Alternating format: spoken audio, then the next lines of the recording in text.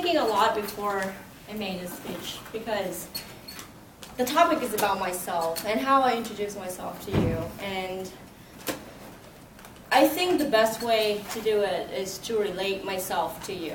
So I'd like to ask you, what is the greatest thing that you've done in your life? I would like to give you 3 seconds to think about that.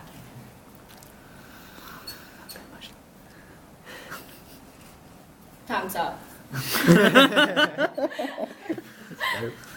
I'm pretty sure one of your thoughts was that the craziest thing of my life is that I ate a bug alive. Or I don't know how many shots, and I got so messed up, I don't remember what the hell I was doing after that. And my friend told me what happened. Maybe I was naked in the roof of some house. The craziest thing I've done in my life was to leave my country when I was 17 and a half. Well, I think I have to tell you something about my background, about who I was at that time, so that you can have something to relate to. When I was 17 and a half, I just finished my high school at the time, and at that time, I was a queer Vietnamese, which means that I was supposed to spend all of my time studying and get a degree, to get a career that I was not even sure about.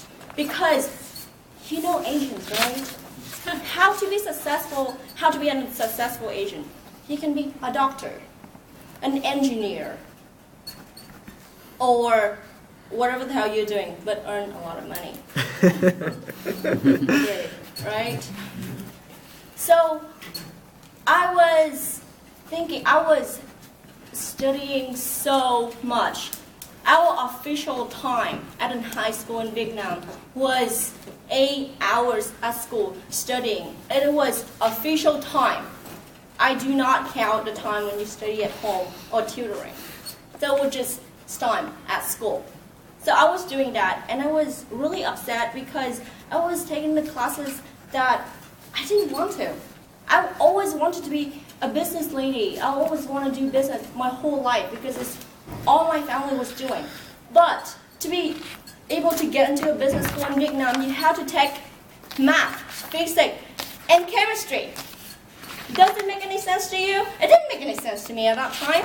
So I was like, what am I doing? Why am I doing this? I'm not good at science, and I want to be a business person.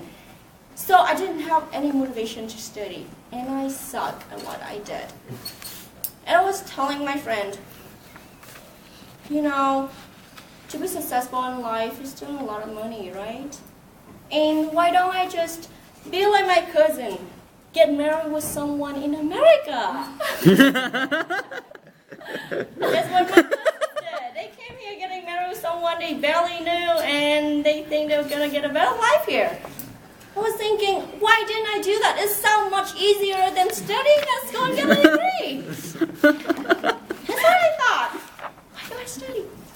So, one time I was just studying in school, didn't enjoy it like I usually did, and a teacher came to me and asked me, hey, do you want to study abroad?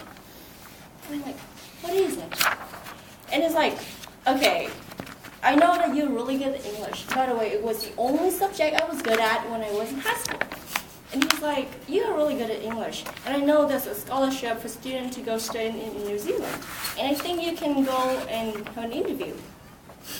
So the next day, I told my mom, I'm going to study abroad. And she's like, okay. And like, I'm going to go there, I'm going to have an interview with them. So I did. I went all by myself on my little scooter, half an hour away from my town, to meet a foreigner. I barely said, how are you at that time? I didn't understand English at all, because all we knew in school was grammar. So I went there, I interviewed with that guy. I think I had a really cute smile. You guys think so, right? People liked me, and he gave me the scholarship. scholarship. And I was really happy about it. I was so excited. And I talked to my mom. My mom was excited too, but she was not sure what was going to happen. So she was like, I'm not sure you can go. But then the headquarters of my high school came to my house and talked to my mom. You think your daughter has potential. She's really active at school. Everyone knows her.